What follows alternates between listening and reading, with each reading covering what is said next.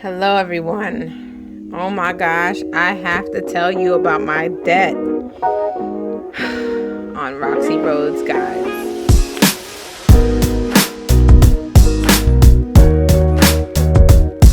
Welcome to Roxy Roads Guides, where I guide you through all things about saving money and finance, DIY, unboxing, and about my life. Because that's what this is all about, right? Sharing about my life. All right, so if you're new to the channel, please like and subscribe below. And please leave a comment if you have any questions, any suggestions, or anything that you would like to add. If you are a current subby, you are wanted and highly appreciated. Thank you for subscribing to this channel. You are the reason I continue to make these videos. So thank you so much. Just a quick reminder for those subscribers that did win the giveaway. So please check your comments, check your discussion boards, and see if I contacted you about this giveaway. You have till the end of the month or your gift will be forfeited. Today, we're not going over our finances and our budget book. We are getting into our debt update. This is the debt update of August 2021. Are y'all ready? Before I go over my debt update for this month, I want to go over my debt for the year. So let's start in January and we're going to go down the line. So in January, I started with $6,000 in debt. All right. I had $6,000 in debt. I was saving up for a house. So I didn't use a lot of my money to pay down more than I needed to. I had already been, my debt to income ratio had already been low. So I didn't need to pay off every single credit card. So I kind of left a little bit of a balance because I wanted to save money for the closing and make sure I could get into a house. But guess what? February, I bought my first house. You can look into the description below, or hopefully I can do a little suggested video up here somewhere where you can look at my video of the house that I bought through the NACA program. Please go ahead and watch it. And if you're interested in doing NACA, or you already did NACA before, that is amazing, amazing program for house buying. Low closing costs and down payment and no PMI, y'all. Anyway, so by then I accrued more interest in my first month of owning a home. Then March hit and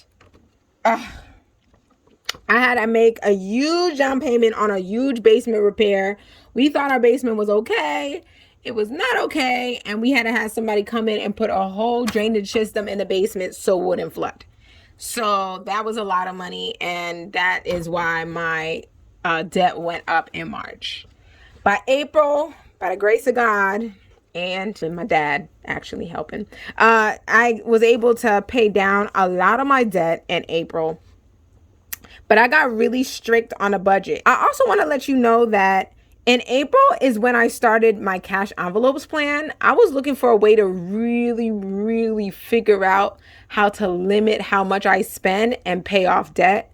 And using those cash envelopes has really helped. So I really started this late. Like I started it a little bit in March, especially with this huge debt. And then in April, May, June, I started paying down. And I've been really strict. And I started using cash envelopes and it helped me out tremendously. Go ahead and look at my cash envelope videos so that you can go ahead and see how you can use cash envelopes and sinking funds to help you save. So that has been my debt journey from the beginning of this year all the way into June. Then I went ahead and got fancy with it, y'all. I got fancy with it. And I made a whole debt repayment sheet, okay? So I could really break down everything that I owed, the interest rates on it, my monthly payments on it, and how much I owe every single month from now all the way into the end of the year, okay? So the first thing I started with was my revolving debt, aka credit card. All my credit card debt. And I got all mine here. Then I had my non-revolving debt, which is for me, my auto loan. This could also include anybody's loans that you get for home improvement or things like that. Then we have non-revolving unsecured debt, student loans, y'all. And we got to talk about these student loans because I found out some crazy stuff.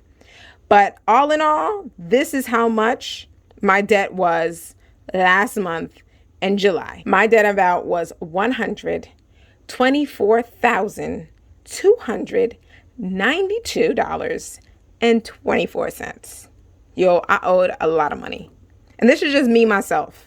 I'm going to tell you right now, this is my debt. This is not me and my husband's debt. This is my debt alone. Okay? So let's go ahead and break this up part by part so that we don't get confused and y'all understand this debt journey that I'm going through right now. Okay?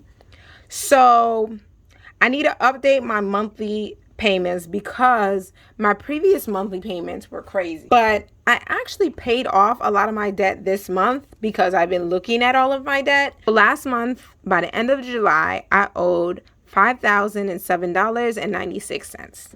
All right. Then this month I paid this down to $2,000. Now guess how much I owe in credit cards? Oh my gosh. I owe $2,000. And that is it, y'all. Oh my gosh. Oh my gosh. We gotta pray. We gotta talk to Biden and get him to push that stimulus. If we can get that stimulus, I can pay off this in no time. I'm not dependent on it, but I'm not opposed to it and would definitely like it, okay? But I'm $2,000 away from credit card debt freedom. Oh my gosh. I watched this lady called Mrs. Dreeks. I think that's her name, Miss Dreeks. She's a military person on YouTube, and she was like, instead of saving, aggressively pay off your debt. Because how can you save when you are paying debt all the time and then you're accruing interest all the time? And I was like, you know what? I need to pay off my debt. I want to be debt free. I want to be debt free, at least credit card debt free, and not have to pay those monthly payments.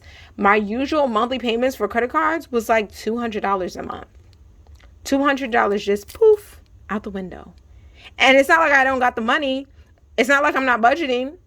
It's not like my job isn't giving me the money every single month. So I just want to add this at the top. I paid off all my credit card debt.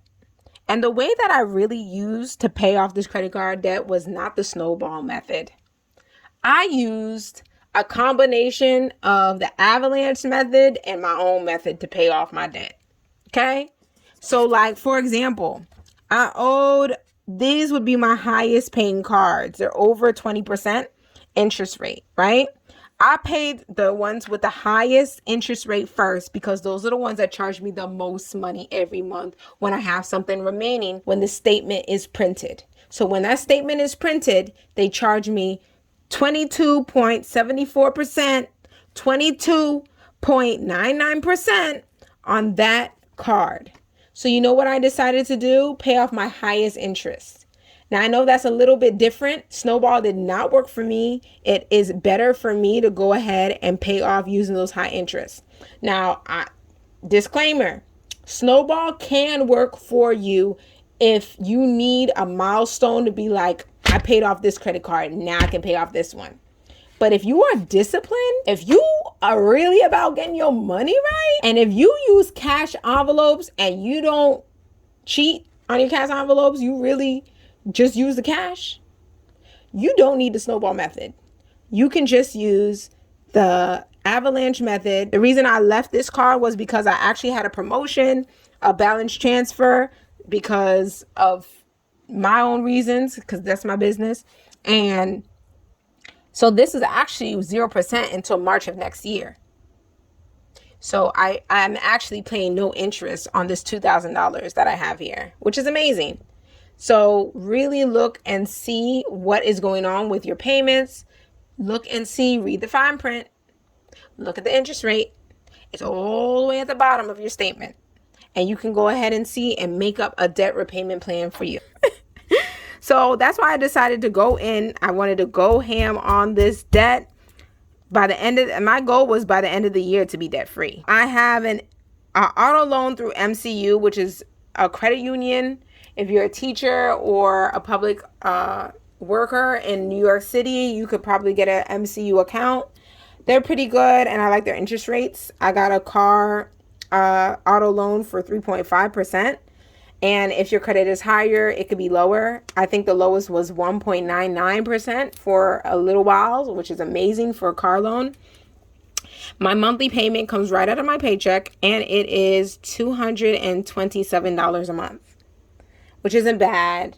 I've been paying it, and this is how much it has gone down. $10,747.40.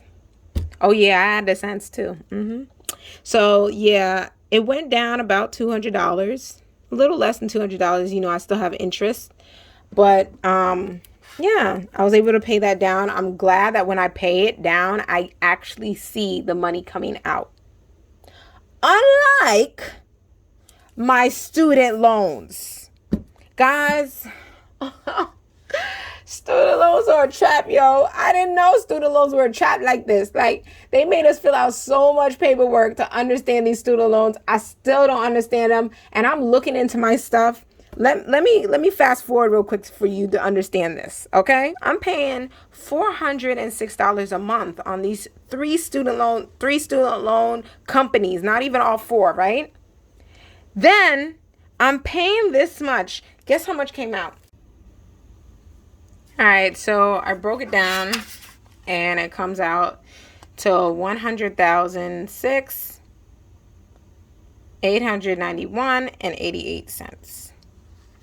So I did pay off some.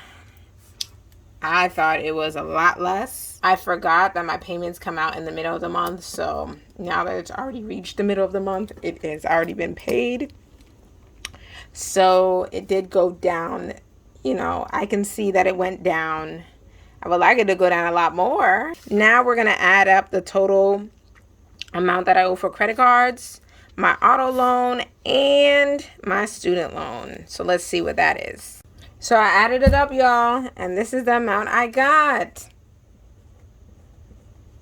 Currently, I owe $119,639.28. Wow, that actually went down. That went down significantly. So me paying off this credit card debt really helped a lot. Helped a lot. I didn't know how much it would help, but it helped significantly. From going to $5,000 to $2,000. And by next month, hopefully, getting to zero. I need zero credit card debt. And then I could focus on these other things. Man, I'm getting so much interest. Because if you know anything about student loans, they charge you interest every day. It's not every month like in the credit cards or with your car loans and stuff. It's every day. That's why every time you go onto your account, it's a different amount every time you log on. Because guess what? They're charging you every single day that you have money in your account. They're charging you on the interest that you're not paying off every month. Yeah. So let's say I'm paying $104 here. I'm really only paying $54 every month because $50 of the dollars is going straight to interest. So basically, to me, my interest rate here isn't even correct. It's because 50% of my payment is going straight to interest. It's ridiculous. So, oh my gosh, there has to be some kind of reform for this, because it's not like didn't graduate or I'm not doing what my degree is in. Like, this is ridiculous. But I digress. I owe a lot less, and my goal is to be completely debt free. Can I do it by the end of this year? Well, like and comment below and let me know if there's any tips that you have for me to make sure that I'm able to pay this down fast. I'm trying to be debt free, y'all. Y'all see me out here. I'm trying to be debt free. It's not like I'm not doing the work. I'm doing the work. Come on, people, help me to be debt free. So if you have any kind of suggestions that you have for me to try to figure out how to pay this down or do anything, please go ahead and add it below.